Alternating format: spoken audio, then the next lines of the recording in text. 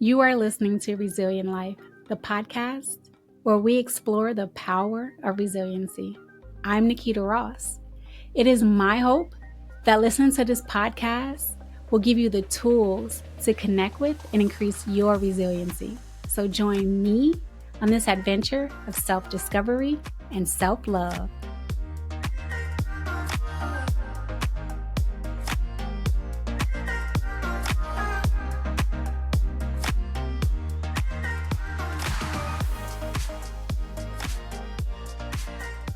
I started on this podcast journey believing that I knew almost everything about resiliency. I've been studying it for over a decade. I've been helping others increase their resiliency.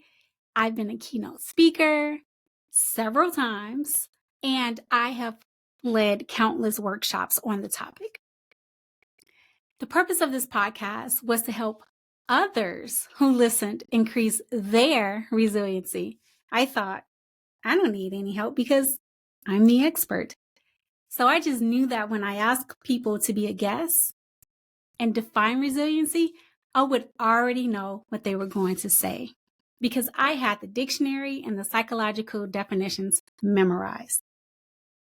Was I wrong and pleasantly surprised? I have learned so much in these first 10 episodes in the first season of Resilient Life. My guests taught me to broaden my understanding of what resilience looks like. I learned that resilience is a lot more personal than I originally thought. The first 10 episodes of this podcast have shown me that each person is going to embody resiliency a little differently. Resiliency isn't necessarily a series of traits that you check off. A positive worldview, check. A sense of purpose, check. Not taking yourself too seriously, check. Having a healthy support system, check. Now, I'm resilient. It's so much more than that. It's a mindset. Here's how Carolina defines it in her clip. Resilience to me is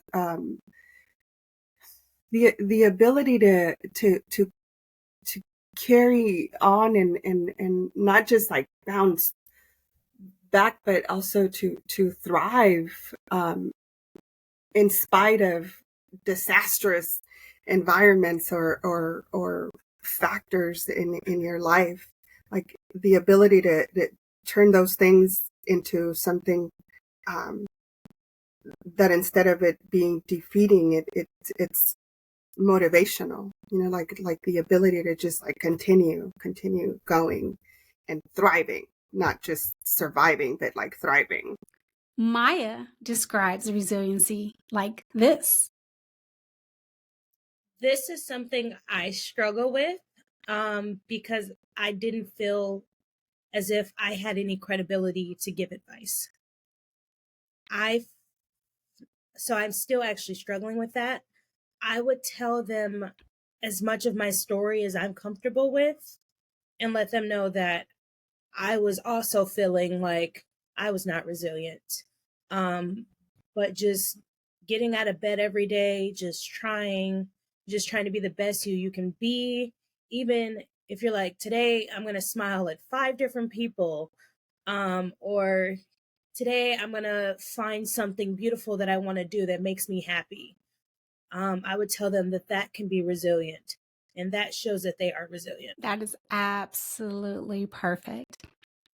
Maya, you're just like touching on all these pivotal points about the concept of resiliency.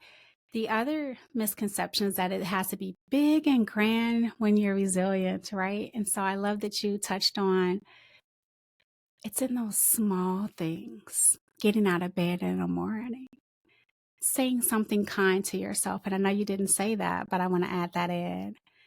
Smiling at, as you said, 5 people.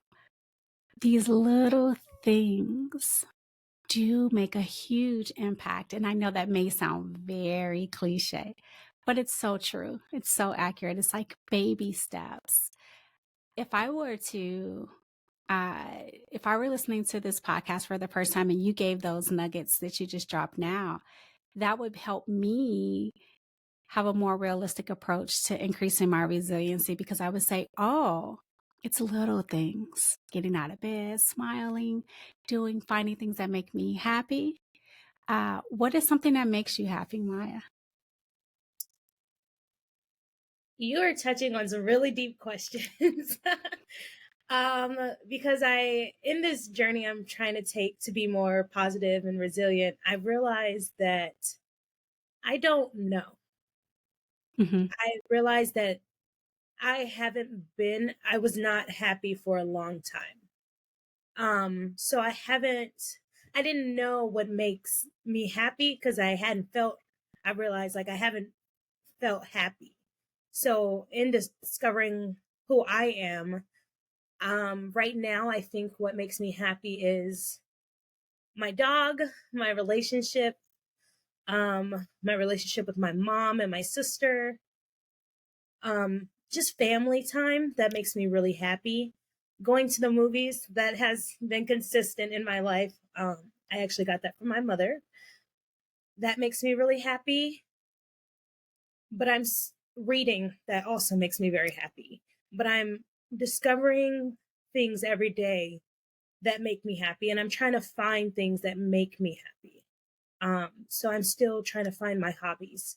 Painting is something that I've discovered, so I think that also makes me happy. So a few things, but I'm hoping to find, as time goes by and as I try to work on myself more, I'm trying to find more things that make me happy. And Kalita says that being resilient looks like this. As far as being resilient and resiliency, that is exactly that.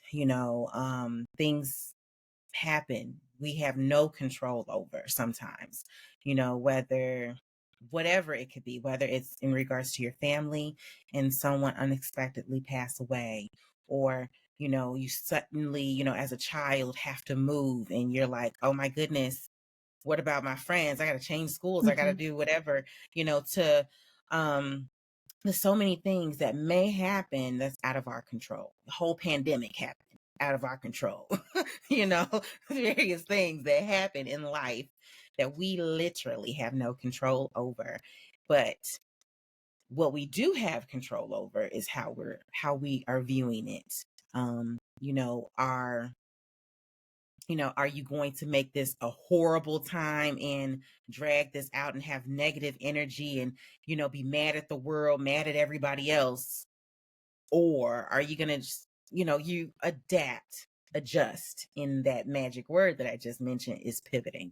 And so, I know for myself, I have had to do that in a number of times. And I think because of things in my upbringing, I think it's prepared me for later in life in certain things that happen where a number of people would be like, oh my goodness, how are you so happy? Or, oh, well, why are you smiling? I've literally had people ask me things like that before. And it's like, because I'm alive and things are good. And, you can start to look for the good. That's one of those things that I say, like, if you look for the good each and every single time, you'll find it.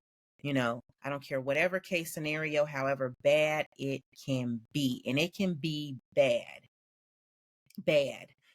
hurt, abuse, or whatever, but there is good in everything, even if it's the just the lesson that might have gotten learned, through this, or what you might do with the lesson that might be learned, that, hey, you may have helped someone else. You may have able to shield someone else. You may have, so many different things. So it's, there's good in everything if you look for it.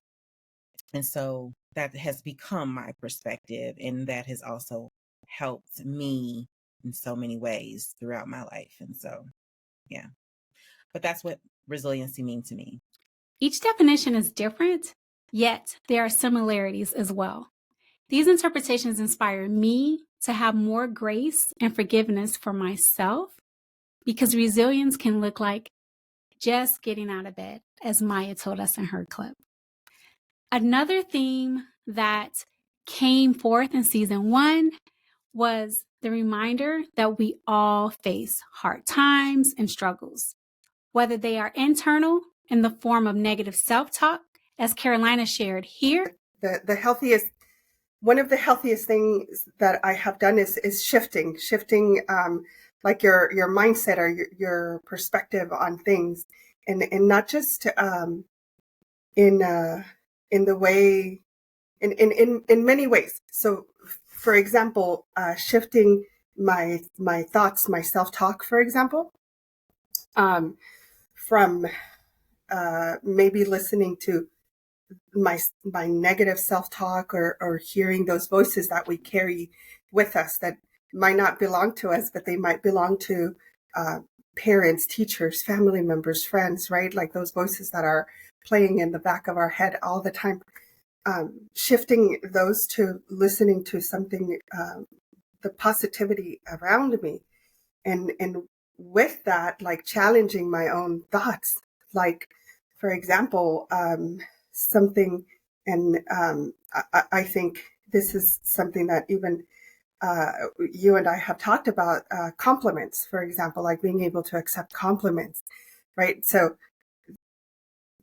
that in and of itself, it can be so challenging, because you have to turn off all of those negative voices, all of those negative thoughts that you have, and then open yourself to the possibility of like, hey, these thoughts might be wrong, and these other people, this positivity around me, there might be some truth in that. Why don't I just shift a little and open up, right? I think that shift in life has been the most productive to help me grow as a person. And most recently, one of the shifts that I've been practicing a lot is talking to my future self. And what, Ooh. yeah, it's very challenging sometimes, because I want to do what I want to do, but I think of Carolina of the future, not just the one right now, not the one tonight, not the one tomorrow morning, but in 30 days, what is Carolina going to be grateful that I started today? My future. Wow. And then that turns into a month, or that turns into months and a year, or 5 years, or 10 years. So that thinking a lot about the Carolina of the future, like what would she appreciate me doing right now, because I will be Carolina in the future. And the last thing, just staying able to learn, like staying curious, open to learning new things, which I think is what drives resilience, right? Like learning and trying new things. So yes, I think that was really relatable, very open. So thank you for sharing that. I had never thought about it in the way that you put it, of what can I do now that's going to benefit future Carolina? I really like that perspective. And as you just said, like being curious, and when we're curious, we learn from other people, and just being open to learning those new things. And I love that you said changing that perspective to be open and receptive for feedback, to say, hey, maybe I could change this. Maybe I can work it on this. Maybe I can see this differently. I like that. Thank you for that insightfulness. Yeah. Tell me, how do you celebrate yourself? I think that's also changed through time. And there are different things that we celebrate about ourselves. I have a lot of little personal gains in the last couple of years that I've been working on some stuff on myself. And there are some very personal, not necessarily like huge, or I don't know how to categorize them, but more personal, on a personal level. And so it could be something as simple as like getting out of bed in the morning without struggling. And then I do celebrate myself. I do a lot of talking to myself, but in a positive way. I'm cheering myself. I have conversations with me in the mirror. I talk to myself as I would talk to a dear friend or someone that I love, or even sometimes a client, what would I say to myself? What if I were such and such person? And I celebrate myself that way, and just cheering myself on and telling myself like, yay, you did good, like you go girl. And there are other things that I will share, other gains that I will share with my loved ones, different things that we work on, and then we get a result and we're like, yay, and we want to share it with people, but there is a difference in how I celebrate certain things and how I celebrate others. It can also come from others, as Signa told us in her clip. Yeah, because many times I found myself trying to form people, or even in my head, not even physically trying to do it, but in my head, I had this picture of people, especially the people that I care about, be it a friend, be it a family member. I had this picture in my head that wasn't authentic. It wasn't real. These people were not what I had in my head. And when I would see them do things or behave in a certain way, I'd go tilt. Mm. And it caused me distress. They have no idea that this is happening. But I'm like freaking out because why are you not behaving according to what's in my head? Yeah. Yeah. So it just, taking those scales off and going, this is who this person is. Wow. And it's okay. It's okay. I love them. And sometimes I will have to love you from afar because that helps my health. Yes. Because if you're doing things or you're behaving in ways that are harmful to me, I've got to protect me. Yes. And you've been doing it for years. And that's why I've been so crazy. And now that I'm like, you know what? Yes. Be the best version of yourself you want to be, because I'm good over here. I have to check and look around and see, are you in my house right now? Because I feel like you just told a little bit of Wisdom my comes story. to us all. It comes to us all. Yeah. In the time that we can accept it. And I had to finally accept that. And my life has been amazingly different. Yeah. Yeah. Signa, that is one, I want to validate you, to let you know that you're not the only one there's so many of us who have an image, even if we don't realize it, of how others should behave or what they should be doing. And when people don't live up to that image that we've created or this thought process, then we get disappointed, we get frustrated. But then I'm telling you, Signa, you are like just speaking to my soul right now. It is something I'm literally working on and struggling with a little bit, if I'm being honest. And so it's that whole, it's not just it is as simple as the first step is to accept that person for who they are. Okay, this is who that person is. No judgment, right? So we're not judging. I recognize that I accept you, and boundary in you being you. I also have a boundary of your behaviors are not allowed to impact me in a negative way. And so I'm going to have a boundary, and I will accept you from a distance, still have no ill thoughts, ill words, ill intentions towards you. Signa, preach. Preach, Yeah. Signa. Listen. And some of these people, I have people in my mind that I'm thinking of that I have had to do that with. These people know in the back of their mind, if something goes sideways in their life, I'm coming. Yes. And I'm coming as a force. And they're Oh, like, my oh, goodness. she'll be here. She'll be here. Look over your shoulder. Here she comes. You know. But I have to be healthy. Yes. I have to do this. No. You can't cross this boundary, or stay over there. Yes. Okay, it's okay. Stay over there. Signa, when I thought about starting this podcast, my goal was to help people who hear the podcast or see the YouTube video, inspire them, help them recognize, one, their resiliency, and two, help them gain tools from hearing guests like yourself speak.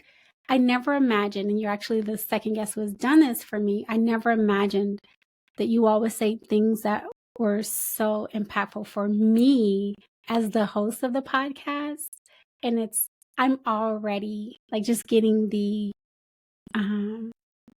benefits, for lack of a better word, of interacting and engaging with other human beings about resiliency. So I want to thank you for being transparent, for being honest, for being vulnerable. And that seems to have been the theme that's coming across with my guests. And I it's just really helping me grow in speaking with you all. So I want to just take that moment to tell you, thank you for that. And I I think want to that ask we you. all do life together.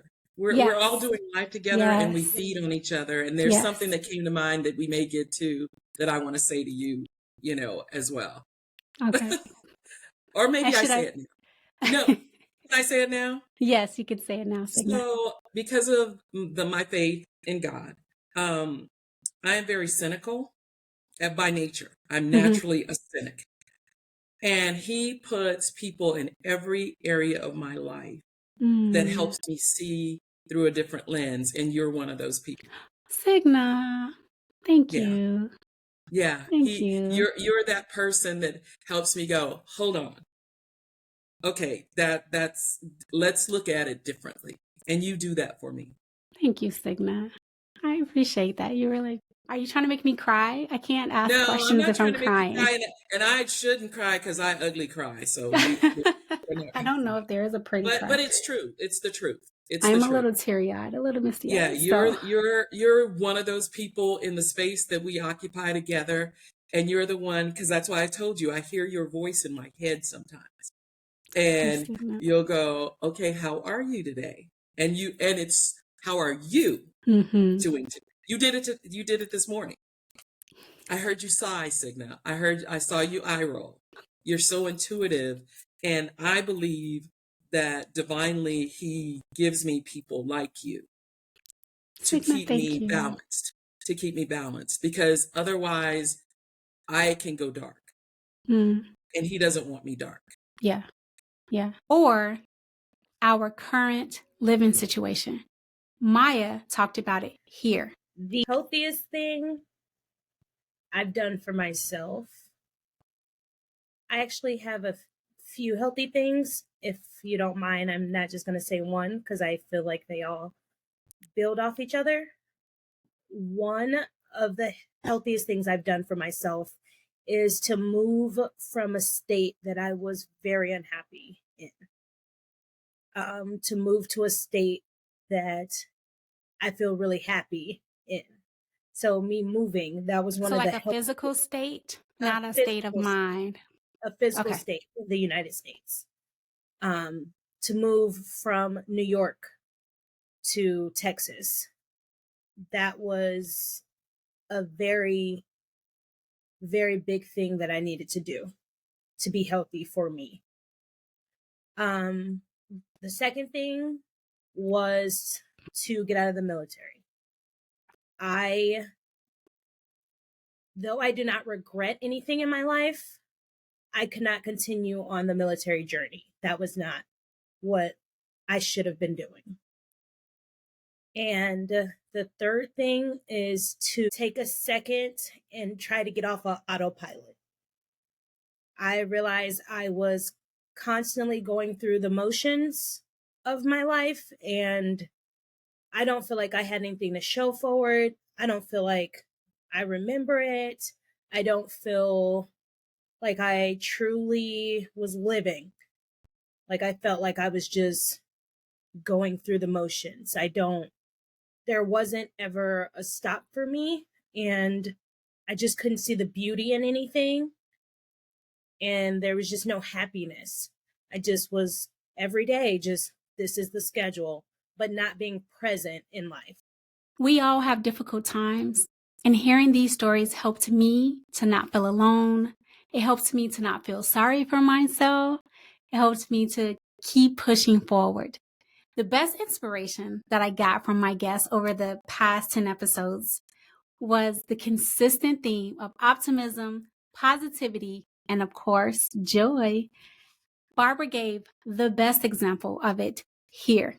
And then when it comes down to my business, which I truly enjoy, that is I make cups, designer cups like the one that I have here, aimlessly plugged, but not so much. I also design clothes. It's something that I've always done. So fashion has always been me. I enjoy it. I love it. It's funny because I'm looking at myself and how it lights me up to bring joy in my life. My business very much so does that. And I love seeing other people look beautiful. I love seeing other people just enjoy themselves. How they, a woman get her hair done and she looks real good. She got on some cute clothes. She just really thinks and she's a beautiful woman.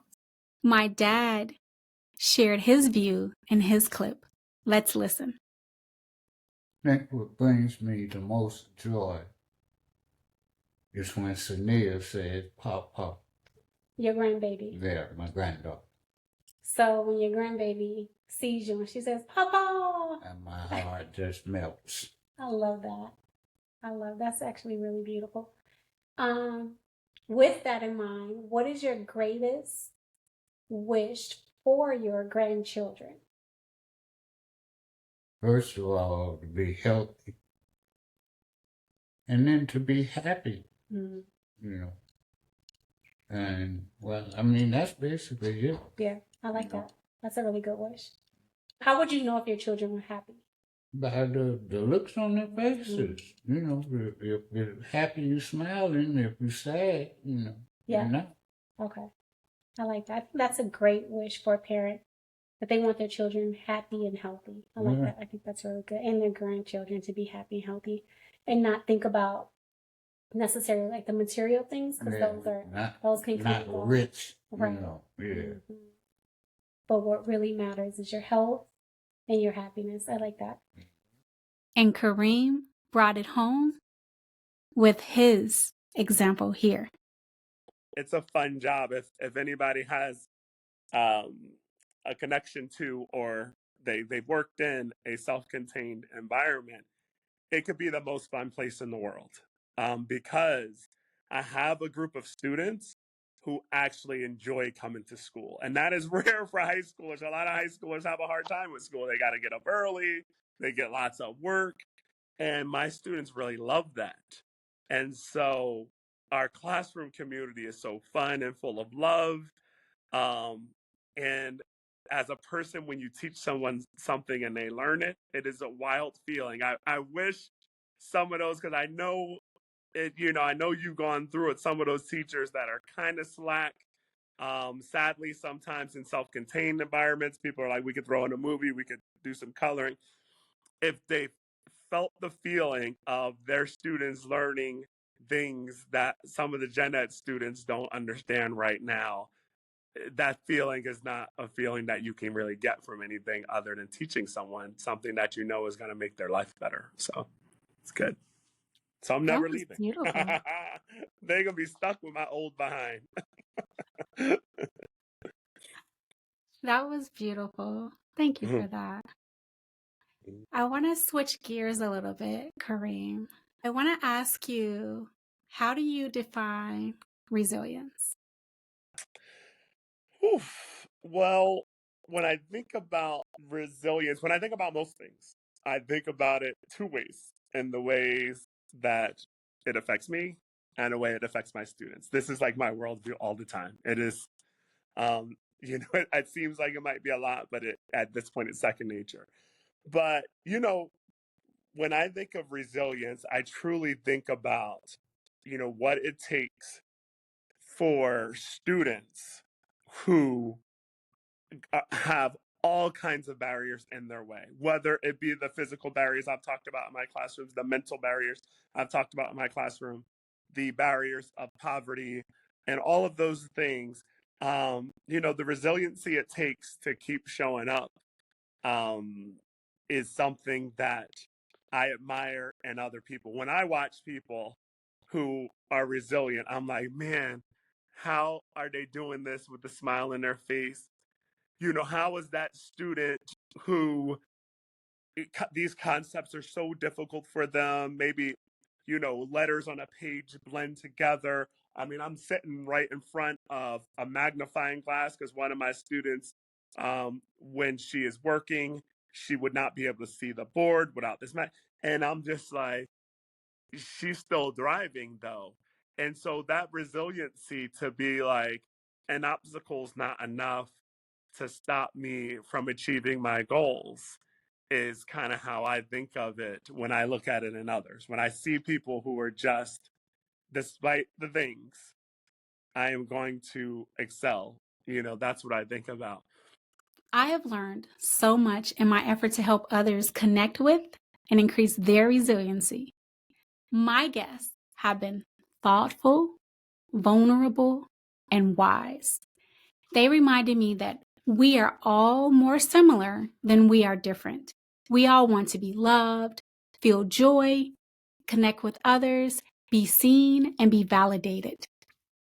Thank you to each person who has taken time out of their lives to participate as a guest on Resilient Life.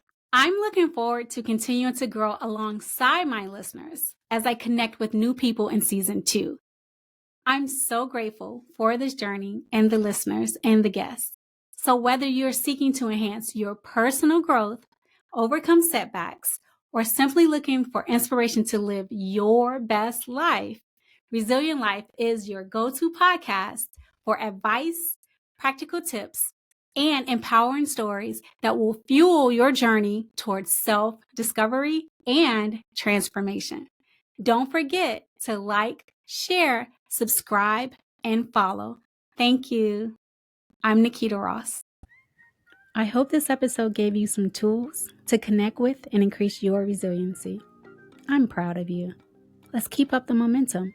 Follow Resilient Life on your favorite podcast platform and on YouTube at Resilient Life Podcast. Until next time, be kind to yourself and others.